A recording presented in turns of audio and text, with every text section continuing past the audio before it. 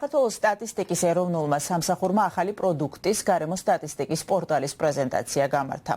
მისი სახელწოდება Environment Geostat G სტატისტიკის სამსახურის ცნობით პორტალზე მარტივად აღსაქმელი ფორმით თავმოყრილია სტატისტიკური ინფორმაცია ჰაერის, ბიომრავალფეროვნების, წყლის, კლიმატის, ტრანსპორტის, ენერგეტიკის, გარემოს ეკონომიკური ანგარიშების, ნარჩენებისა და გარემოსთან დაკავშირებული სხვა მაჩვენებლების შესახებ.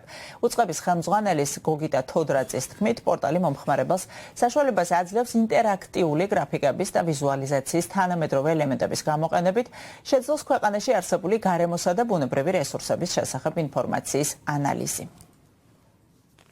გარემო სტატისტიკის პორტალი, რომელიც აერთიანებს ინფორმაციას ჰაერის ხარისხის, ბუნებრივი რესურსების, წყლის რესურსების, ასევე ბიომრავალფეროვნების, კლიმატის და ნარჩენების მართვის შესახებ.